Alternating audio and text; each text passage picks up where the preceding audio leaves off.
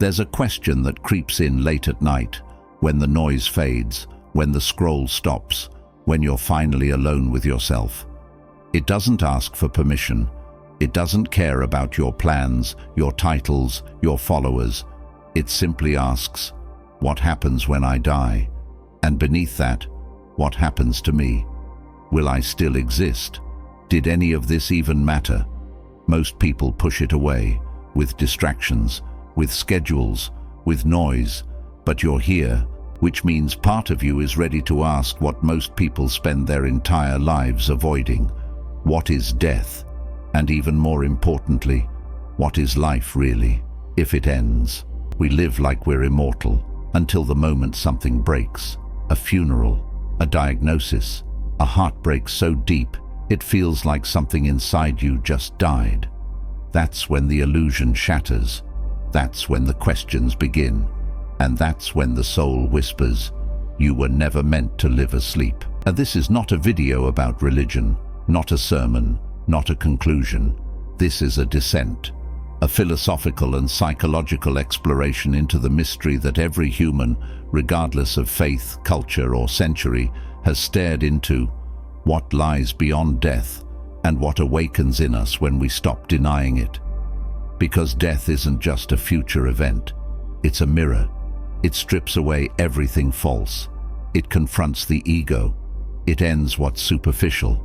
And in doing so, it reveals something sacred. And perhaps that's the point. Not to fear death, but to let it wake us up. So, let's walk into the darkness together. Not to be consumed by it, but to finally stop running. Because maybe what you're afraid of losing was never really you. If this content is making sense to you, click the subscribe button and subscribe to the channel. Thank you for your support. We say we're afraid of death, but if we look deeper, what we're really afraid of is disappearing without meaning. Not just physical death, but the death of our identity, our story, our control, the death of being remembered, the death of mattering. We fear being forgotten. We fear being nothing. Psychologist Ernest Becker called it the denial of death. He said modern life is built on keeping that fear buried. We chase achievements, build brands, post photos, not just for success, but to outpace the grave. We don't just want to live, we want to matter beyond our lifetime. And that's where anxiety lives, in the gap between our temporary body and our craving for eternal significance. Death doesn't just threaten our heartbeat, it threatens our ego. Because the ego thrives on illusion. I am permanent. I am important. I am separate from others. But death confronts all of that. It says, you are temporary, you are small, you are not in control, and the ego panics. So we cling to roles, to routines, to identities, to anything that gives us the feeling of permanence. But the soul doesn't fear death. The soul knows death as a doorway, a transition, an invitation. Here's the paradox. The more we deny death, the more anxious we become. Because on some level, we know it's coming. And if we haven't lived fully, its arrival feels like punishment. But when we face death, we soften. We become more honest, more awake, more grateful. We stop living for the highlight reel and start living for the now. And you don't overcome the fear of death by pretending it doesn't exist. You overcome it by asking, if I only had 5 years left, how would I live? What would I stop chasing?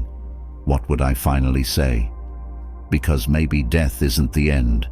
Maybe it's the teacher we've been running from, and its lesson is simple. Life is not forever, so don't waste it being half alive.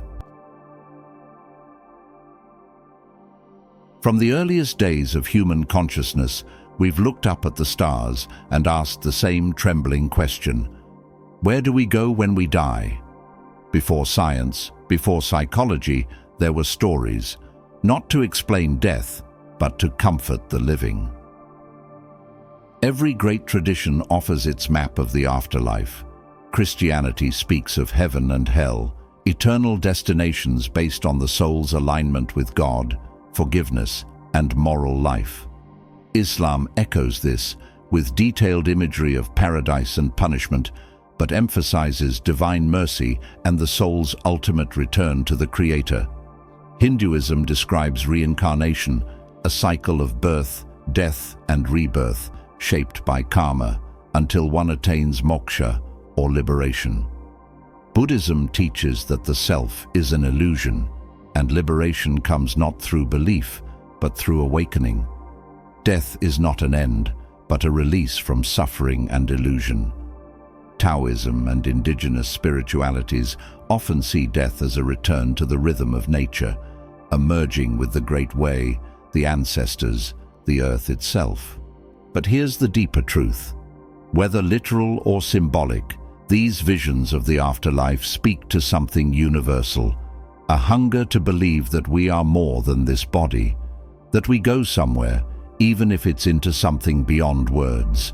And maybe that somewhere is not just a place after death, but a state of being available now. And what if heaven is presence? What if hell is separation from the truth? What if rebirth is the moment you finally let go of who you're not? Because sometimes you don't need to die to be reborn. You just need to let something inside you end. Religious maps don't just describe where we're going, they show us how to live. With reverence, with surrender, with humility, with courage, with compassion. They remind us, death isn't just about what comes next. It's about how we prepare, not by fear, but by waking up now. So whatever your belief, the question isn't, what's the right afterlife? It's, what kind of life will I live, knowing that this one is temporary? Ask those who have come close to death, and many will tell you the same thing. They didn't feel fear, they felt peace. Some say they floated above their bodies. Some describe a tunnel, a light, a presence that radiated unconditional love. Time stopped, pain disappeared, the ego dissolved, and all that remained was awareness, calm, expansive, eternal. These are called near-death experiences, and while skeptics label them as hallucinations, something deeper emerges from these stories, something shared across cultures, ages, and belief systems. A common thread. I realized I am not this body, I am something more. What's fascinating is this. Many of the same states described in near-death experiences are also reported during deep meditation, psychedelic journeys, or moments of intense grief and surrender. The ego collapses, the mind goes silent, and the individual merges with something vast. Call it God, the universe, consciousness, or simply presence. What if these glimpses are not tricks of the brain, but windows into a deeper reality? What if death isn't darkness, but light that our eyes have never been trained to see? What if the soul doesn't fear dying, it only fears never having truly lived? And when people return from these experiences, they rarely come back the same. They lose interest in status, appearance, and control. They become more present, more compassionate, more aligned with love. Because once you've touched eternity, the noise of this world loses its grip. You don't have to nearly die to wake up. You just have to die to the illusion that this identity, this fear, this story is all there is. And in that moment of surrender, you remember, I am not what ends, I am what remains.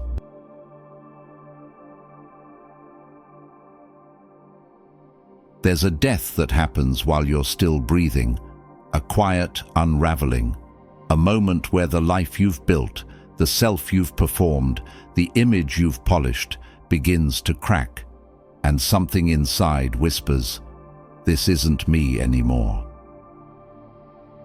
This is ego death, and it is terrifying, because the ego clings to what's known, even if it's false. It fears losing control, identity, certainty. But growth is impossible without this death. Spiritual awakening demands it. Carl Jung called it the night sea journey, where the old self must descend into darkness to be broken, emptied, and reborn. You might not recognize this as death. It can look like depression, a failed relationship, a panic attack, a burnout so deep you question everything. But beneath the collapse is a sacred process, life stripping away what you're not, so you can remember who you are. And this isn't self-improvement, this is self-disintegration. So the deeper self, the soul, can emerge. You lose what you thought was you, but in its place, you find something quieter, freer, and infinitely more real. Let the ego die. Let the need to be right, admired, in control, die. Let the need to be perfect, productive, pleasing, die. Because what remains after ego death is not nothingness. It's truth, it's presence, it's peace. And that peace was never far away. It was just buried beneath the mask you thought you had to wear. Death doesn't just come once. It comes quietly, every day, in the things we let go of. The old job, the past relationship, the identity we've outgrown, the version of us that kept the peace by losing themselves. Each time we release something, we practice dying, and we practice living more freely. Letting go is not giving up, it's giving in to a deeper current. It's trusting that when something ends, something else begins. It's remembering that even decay feeds life, even emptiness can be fertile. Meditation is a kind of death. The breath enters and leaves, thoughts arise and dissolve. You practice letting go again and again until silence becomes a friend, not a threat. Grief is also a teacher. It shows us what we love. It shows us how fragile and beautiful this all is. And it softens the heart, if we let it. In every moment, something is ending. The day, the conversation, the version of you that existed a breath ago. So the real question isn't, how do I escape death? It's, how do I meet endings with grace? How do I make peace with what cannot stay? Because the more fluent you become in letting go, the more alive you become in what remains. Letting go is the soul's language, and the more you speak it, the more you realize you were never losing anything. You were just being asked to return to what's always been yours. If death isn't the end, if the soul continues, if eternity lives not ahead but within, then how should we live? Not in fear, not in control, but in alignment. What matters is not how long we live, but how deeply we show up in each moment. The person who lives 40 conscious years may experience more life than the one who lived 90 in sleep. The question is not how much time you have. The question is how much truth you allow. Live like nothing is guaranteed, because it isn't. Say the words now, apologize now, forgive now, start now. Don't wait for a near-death experience to remind you how sacred this is. You don't need to climb mountains. You don't need to change the world. You just need to meet this breath fully. Because when you stop clinging to permanence, you stop missing your life. Death humbles you. It makes you kinder. It reminds you that the most valuable thing you can give anyone is your presence, not your opinions, not your achievements, just the full presence of someone who knows that this moment will never come again. So if death is not the end, if the soul outlives the skin, then your task isn't to escape life. It's to enter it, completely, courageously, consciously.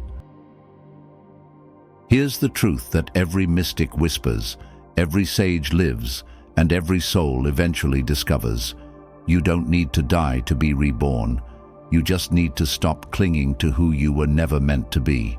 Death, in its truest sense, is not an ending. It's a return, a stripping away of illusion, a homecoming to what is timeless in you. When the ego dies, the soul awakens. When control dies, trust is born. When fear dies, love speaks. So let it all fall apart. Let the false self crumble. Let the masks rot in the soil of what no longer serves you. Because what remains, what rises from the ash, isn't less of you. It's the real you. the eternal one, the silent witness behind every thought, every breath. Live from that place, make peace with your mortality, and you will stop fearing death, not because you've solved it, but because you've finally learned how to live. And in that moment, the fear ends, because there is nothing left to lose, nothing left to prove, only presence, only truth, only now.